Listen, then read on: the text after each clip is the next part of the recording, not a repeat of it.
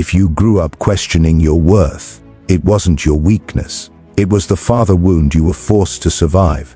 And once you understand it, you'll never let self-doubt control your life again. The silent lessons of a father's absence begin long before you understand what's happening. They don't arrive loudly. They don't announce themselves. They slip into your life quietly, slowly, like shadows that stretch across a room at sunset. You grow up thinking this is normal, thinking the distance is just how love works. You tell yourself he's busy, he's tired, he's stressed. You learn to make excuses for someone who never gave you the emotional presence you needed. And without realizing it, you start shaping your entire identity around the space he never filled. A child doesn't interpret silence the way adults do. A child assumes silence means something is wrong with them. When a father doesn't notice your efforts, you don't think he's distracted. You think you're not worth noticing. When he doesn't ask how you feel, you convince yourself your feelings are too much, too inconvenient, too unimportant. His absence doesn't stay outside of you. It becomes something you carry. Something that settles into your chest. Something that teaches you to shrink before the world asks you to. You start learning that approval is scarce and affection is unpredictable. You begin to operate like love is something you have to earn through perfection. You try harder, perform more, stay quieter, hoping one day he'll finally see you, finally choose you, finally say something that makes the ache inside you feel less sharp. But that day rarely comes. And with every moment he stays emotionally unavailable, you collect another piece of evidence that whispers, you don't matter enough. You don't hear those words directly, but you feel them. They sink into your subconscious.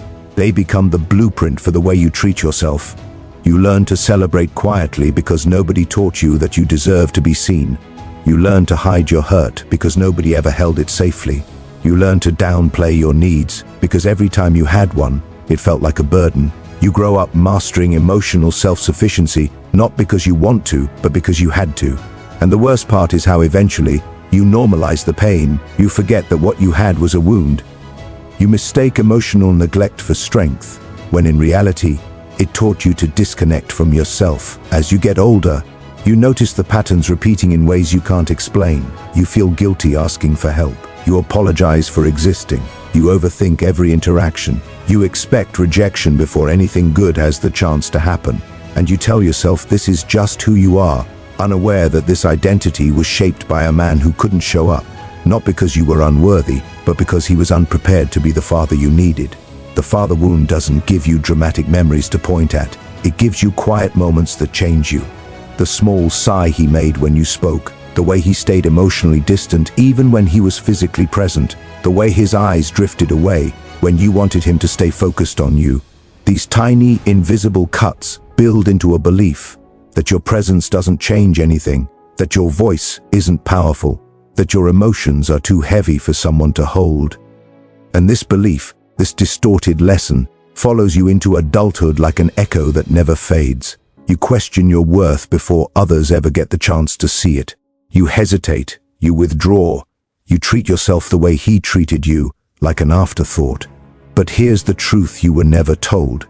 His absence was never a reflection of your value, it was a reflection of his limitations. And the moment you understand that, the wound begins to lose its power. The pain wasn't your fault, but the healing can be your choice. The thing about a father's criticism is that it never stays where it belongs. It doesn't remain tied to the moment, or the argument, or the day it was spoken. It sinks deeper. It becomes part of you in ways you don't recognize until much later. When you were young, you don't know how to separate his voice from your identity. You don't understand that his frustration, his disappointment, his emotional distance had nothing to do with your worth, so you absorb it. You internalize it. And before long, you start speaking to yourself the way he spoke to you. It starts subtly. Maybe he told you to stop crying because it made you look weak. Maybe he dismissed your excitement like it was childish. Maybe he laughed at something that mattered to you, not knowing how deeply that laughter cut. Or maybe he never said anything at all, just a look, a sigh, or a silence heavy enough to make you feel you were always doing something wrong. These moments shape the way you think. They teach you to anticipate criticism before it even happens. They train you to overanalyze every step you take because you're trying to avoid hearing that tone again. As you grow older, you don't even need him there anymore. His voice becomes your own. You make a mistake and immediately hear that familiar echo. Why can't you do anything right? You try something new and feel the same judgment he used to give without saying a word. You question your abilities because deep inside, you were taught that confidence is dangerous, that pride only sets you up for failure, that ambition makes you foolish, that hoping for more makes you unrealistic. These were never your beliefs. They were his shadows, passed down to you as truth. The inner critic you carry isn't just loud, it's relentless. It doesn't care about your progress. It doesn't acknowledge your growth. It doesn't let you celebrate anything. It keeps you small by convincing you that stepping forward is somehow wrong. You begin to sabotage your own success because you're programmed to expect disappointment. You reject compliments because you don't think you deserve them. You hold back your ideas because you assume they're not good enough. You live your life trying to avoid a voice that lives inside your own mind. You start measuring yourself against impossible standards because nothing ever felt good enough for him. Not your efforts, not your achievements, not your attempts to make him proud. And now, even when he's not around, you carry that same pressure. You push yourself until you're exhausted. You hide your flaws like they're crimes. You punish yourself for being human. The perfectionism that people admire in you is really just fear you learned at home. Fear of being judged, fear of being dismissed, fear of never being enough. And the most painful part is how naturally you believe all of this. You don't question the internal voice because it sounds like reason. It sounds familiar. It sounds like the truth. You don't realize it's inherited. You don't realize it's a wound speaking. You don't realize how much of your self-doubt is just an outdated recording of someone who couldn't understand the impact of their words. But the moment you recognize that your inner critic is not your authentic self, something changes. You start noticing the patterns. You start tracing the voice back to where it came from. You see how much of your self-judgment was borrowed, not built. And in that realization, there's a quiet kind of power, a shift, a reclaiming, because the voice inside you was never yours to begin with, and you no longer have to obey it. The desperate search for approval never begins as a choice. It begins as survival. When you grow up with a father who rarely acknowledged your efforts, you learn quickly that love is not something freely given. It's something you have to earn. You learn to monitor every expression, every shift in tone, every tiny change in his mood, because you want even the smallest sign that you matter. You convince yourself that if you work harder, behave better, stay quieter, or become exactly what he wants, maybe, just maybe, you'll finally receive the approval you were starving for. And because that moment rarely comes, you grow up believing that you must always give more to be worthy of anything at all. This hunger for validation doesn't fade with age, it mutates. It follows you into your friendships, your relationships, your work, your dreams. You start bending yourself to please people who haven't even earned the right to be influential in your life. You say yes when you're overwhelmed. You apologize for things that aren't your fault. You over-explain to avoid misunderstandings. You suppress your needs because they feel like a burden. You sacrifice your peace to maintain connections that should have been temporary. All because you were once a child learning to survive the emotional distance of someone who was supposed to guide you, not ignore you. You don't chase approval because you're weak. You chase it because love for you became something uncertain, something unpredictable, something you had to work for. And whenever something is unpredictable, the mind tries to control it. So you try to be the best, the easiest, the strongest, the most accommodating. You shapeshift depending on who's around you. You become hyper-aware of how others feel, ignoring how you feel. You pour into people who never pour back.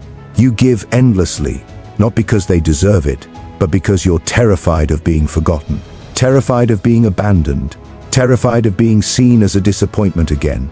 The irony is painful. People think you're kind, selfless, thoughtful. But they don't see the fear beneath it. They don't see the anxious need to be accepted, the quiet desperation to be chosen, the constant calculation of what version of yourself is safest to show. You don't want praise, you want reassurance. You don't want attention, you want stability. You don't want to be admired, you want to feel secure. But when you've spent your whole life earning scraps of approval, you forget that you deserve more than scraps. The approval seeking becomes exhausting, yet you struggle to stop, because without it, you feel lost. You feel exposed. You feel like that same child again, waiting for a father who never learned how to look at you with the warmth you needed. So you keep trying. You overperform, you overcare, you overgive. You let others drain you because being drained feels more familiar than being ignored. And familiar pain often feels safer than unfamiliar peace. But the truth is, approval was never supposed to be your oxygen. You were never meant to chase people in order to feel deserving. You were never meant to sacrifice yourself just to be seen. The version of you that constantly seeks validation is not your true self. It's your wounded self. It's the part of you that learned love was conditional and is still trying to earn what should have been freely given. Once you see that, the search begins to lose its grip. You realize that the people who truly care don't need you to shrink, to bend, to perform. They just need you to exist. Fully, honestly, imperfectly. And when you finally understand that, something inside you stops begging. You begin choosing yourself. The father wound doesn't just shape your childhood. It quietly shapes the way you treat yourself as an adult. You don't wake up one day full of self-doubt. It happens slowly, almost invisibly. You start second-guessing your choices, not because you're unsure, but because you grew up in an environment where your choices were rarely validated. You hesitate before speaking, not because you lack intelligence, but because you were conditioned to believe your voice carried little weight. That wound becomes a lens, distorting how you see yourself long after you've left the place where it formed. What makes this so dangerous is how naturally it blends into your identity. You begin to think overthinking is just your personality. You start believing caution is wisdom. You convince yourself that staying small is the safe option. You don't realize these behaviors are remnants of the survival habits you learned as a child.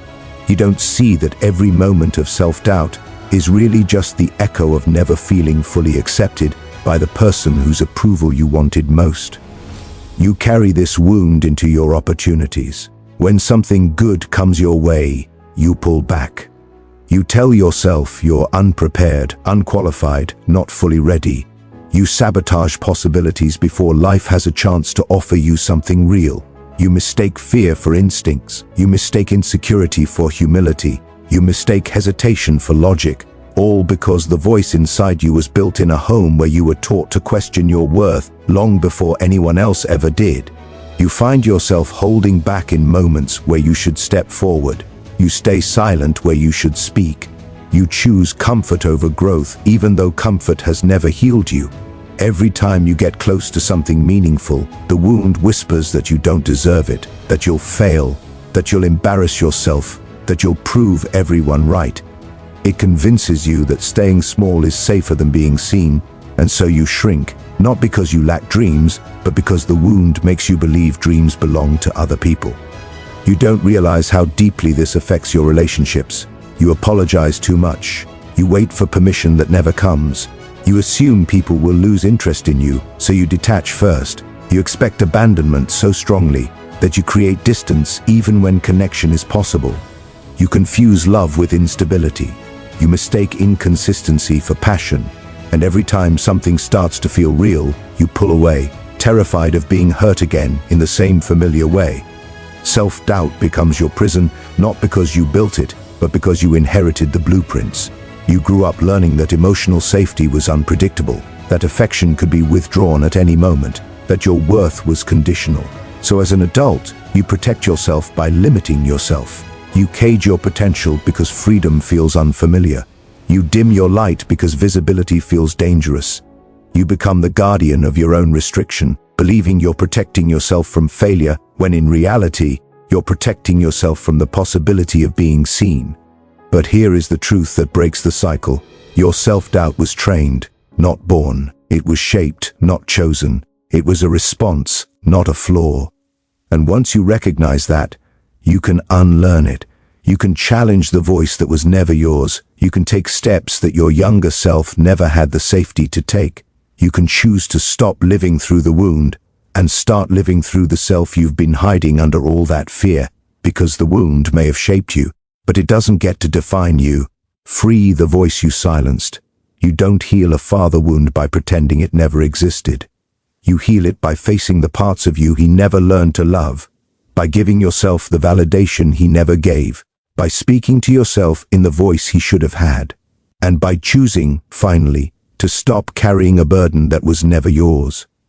Because the moment you recognize the truth, the cycle breaks, and the pain that once controlled you becomes the proof of your strength. You were wounded by him, but you will be rebuilt by you.